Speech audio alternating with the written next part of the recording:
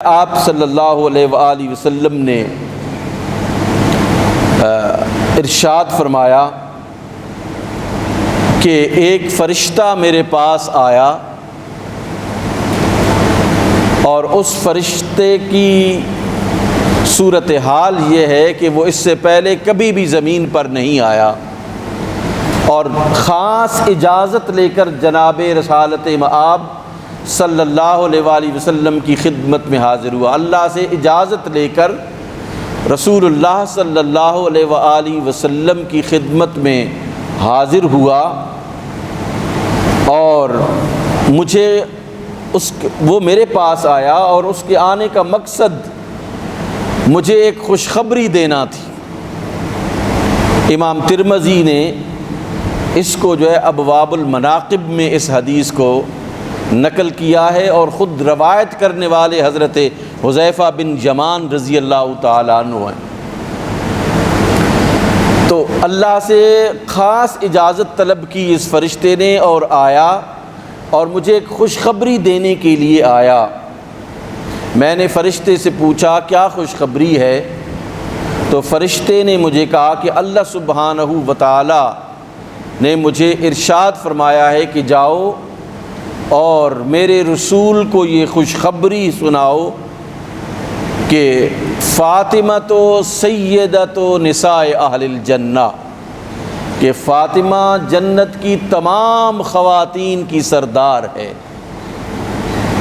وَإِنَّ الْحَسَنَ وَالْحُسَيْنَ سَيِّدَا شَبَابِ أَهْلِ الْجَنَّةِ، کہ حسن اور حسین جنتی جوانوں کے سردار ہیں۔ ان الحسن والحسین سیدا شباب اہل الجنہ، کہ حسن اور حسین جنت کے جوانوں کے سردار ہیں۔ یہ خوشخبری آ کر فرشتے نے مجھے دی اور یہ وہ فرشتہ ہے جو اس سے پہلے کبھی بھی زمین پر نہیں آیا اور اس کے آنے کا مقصد وحید جو تھا وہ صرف یہ تھا کہ وہ مجھے خوشخبری دینے کے لیے آیا تھا۔ تو حضرت امام حسین علیہ السلام اور حضرت امام حسن مجتبیٰ علیہ السلام یہ وہ ہستیاں ہیں جن کو رسول اللہ صلی اللہ علیہ وآلہ وسلم کی مبارک زبان سے جنتیوں کے سردار ہونے کا شرف ملا ہے۔ اب ان دونوں ہستیوں نے جو کارہائے نمایاں سر انجام دیے وہ بہت ہی اعلیٰ ہیں۔ حضرت امام حسن مجتبیٰ علیہ السلام نے کہ امت کو اپنی خلافت جو حق پہ مبنی خلافت تھی اسے قربان کر کے آپ نے امت کو تقسیم ہونے سے روکا، تقسیم نہیں ہونے دیا۔ اور حضرت امام عالی مقام حضرت امام حسین علیہ السلام نے جب دیکھا کہ روایات تباہ و برباد ہو رہی ہیں، حق اور سچ، جھوٹ اور باطل آپس میں مکس کیے جا رہے ہیں، حق کیا ہے باطل کیا ہے، ان دونوں کی حقیقتیں انسانوں کے سامنے سے مٹائی جا رہی ہیں، تو اس وقت آپ نے قیام فرمایا، اس وقت آپ نے خروج فرمایا اور مقام کربلا پر آپ علیہ السلام نے اپنی زندگی قربان کی، اپنی اولاد کی زندگی قربان کی، اپنے عزیز و اقارب اور دوست احباب کی زندگی قربان کی اور اپنا مقصد قیام بیان فرمایا اور فرمایا انی لم اخرج شرا ولا بطرا ولا ظلما ولا مفسدا، اے لوگو میں جو نکلا ہوں یزید کے مقابلے میں نکلا ہوں، میرا قیام شر پیدا کرنے کے لیے نہیں ہے، میں شر نہیں پیدا کرنا چاہتا، اور نہ ہی خود پسندی کے کوئی مقاصد ہیں میرے سامنے کہ میں یہ سمجھتا ہوں کہ مجھے ہی یہ حکومت ملنی چاہیے۔ اشرم ولا بطرن، بطر کا معنی ہوتا ہے خود پسندی، میں خود پسندی کے لیے نہیں نکلا ہوں۔ ولا ظلمن ولا مفسدن، نہ ظلم ڈھانے کے لیے نکلا ہوں اور نہ فساد بپا کرنے کے لیے نکلا ہوں۔ انما خرجت لطلب الاصلاح فی امت جدی، میرا قیام اور میرے قیام کا مقصد کیا ہے؟ اپنے جد جناب محمد الرسول اللہ صلی اللہ علیہ وآلہ وسلم کی امت میں جو بگاڑ اور فساد پیدا ہو رہا ہے، جو فساد اور بگاڑ پیدا کیا جا رہا ہے، اس کے سامنے بند باندھوں، اسے روکوں، میں اس فساد کو روکوں جو حلال کو حرام کیا جا رہا ہے اور حرام کو حلال کیا جا رہا ہے، اس کو روکنے کے لیے میں نکلا ہوں۔ میرا مقصد اس فساد کو روکنا ہے، نہ کہ فساد بپا کرنا ہے۔ یعنی ہدایت کا راستہ یہ ہے کہ انسان فساد کو روکے، فساد بپا کرنے والوں کے ہاتھ کو روکے۔ یہ کربلا کا سبق ہے،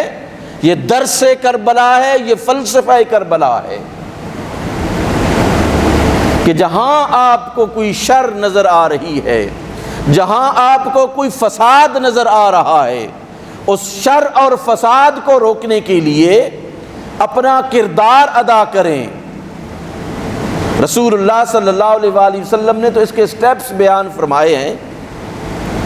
کہ جب بھی کوئی منکر چیز نظر آئے، آگے فرمایا نا حضرت امام علی مقام نے اپنے خطبے میں فرمایا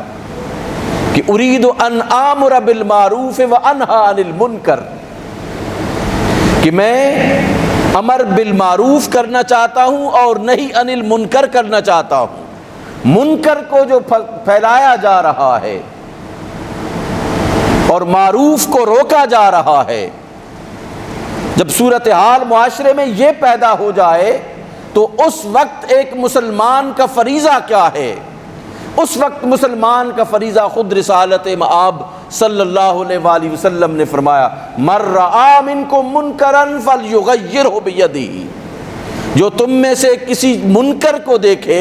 کہ وہ فساد بپا ہو رہا ہے معاشرے میں، اور ایسی چیز جس کی اسلام میں گنجائش نہیں ہے، جس سے منع کیا گیا ہے، جس سے روکا گیا ہے، اسی چیز کو پھیلایا جا رہا ہے، تو فلیغیرہ بیدہ، اس کو اپنے ہاتھ سے روکے۔ وَمَن لَّمْ يَسْتَطِعْ فَبِلِسَانِهِ، جو ایسا نہ کر سکے کہ ہاتھ سے نہ روک سکے تو وہ اپنی زبان سے اس کو روکے۔ فَمَن لَّمْ يَسْتَطِعْ فَبِقَلْبِهِ، اگر جو زبان سے نہیں روک سکتا وہ اپنی کم از کم دل میں اسے برا کہے، لیکن ذَلِكَ أَضْعَفُ الْإِيمَانِ، یہ کمزور ترین درجہ ہے ایمان کا۔ اعلیٰ ترین درجہ یہ ہے کہ مَن رَآ مِنکم مُنکرا فَلْيُغَيِّرْهُ بِیَدِهِ، کہ جو تم میں سے منکر کو دیکھے اسے اپنے ہاتھ سے روکے۔ اور حضرت امام علی مقام نے اس چیز کو جب دیکھا تو قیام فرمایا، آپ اٹھے، اس منکر کے خلاف اٹھے جو منکر پھیلائی جا رہی تھی۔ اللہ کہے کہ شراب حرام ہے اور وقت کا حکمران کہے کہ نہیں حلال ہے۔ اللہ اگر ارشاد فرمائے کہ محارم کے ساتھ، ماں بہن کے ساتھ نکاح حرام ہے، وقت کا ظالم یہ بات کہے کہ نہیں حلال ہے، تو پھر اٹھنا فرض بنتا ہے، اس کے خلاف اٹھنا فرض بنتا ہے۔ یزید نے یہی کچھ کیا، اس لیے حضرت امام علی مقام اٹھے اور انہوں نے ثابت کیا کہ یہ دین میرے نانا پر نازل ہوا تھا اور اس دین کا سب سے بڑا محافظ اگر اب اس روئے زمین پر ہوں تو میں ہوں۔ آپ علیہ السلام نے میدان کرب و بلا میں کھڑے ہو کر یہ ارشاد فرمایا تھا کہ مجھے بتاؤ کہ آج اس دنیا میں کسی نبی کی بیٹی کا کوئی بیٹا زندہ ہے میرے علاوہ؟ میرے علاوہ کوئی کسی بھی نبی کی بیٹی کا بیٹا کوئی اگر زندہ ہے تو پھر مجھے بتاؤ۔ اگر کوئی نہیں ہے تو اس روئے زمین پر اللہ نے جو مجھے فضیلت عطا کی ہے وہ سب سے بڑی فضیلت ہے کہ میں خاتم الانبیاء کا فرزند ہوں، میں تاجدار کائنات کا فرزند ہوں، میں جناب محمد الرسول اللہ کا فرزند ہوں۔ میرا مقصد دولت کا حصول نہیں ہے، میرا مقصد منصب کا حصول نہیں ہے، اور میرا مقصد فساد بپا کرنا نہیں ہے، میرا مقصد منکر کو روکنا ہے اور معروف کو پھیلانا ہے کہ معروف کو پھیلنے سے روکا جا رہا ہے اور منکر کو پھیلنے سے نہیں روکا جا رہا، معاملہ الٹ ہو گیا ہے۔ اس وجہ سے فرمایا کہ میں جو نکلا ہوں میں حق کے لیے نکلا ہوں۔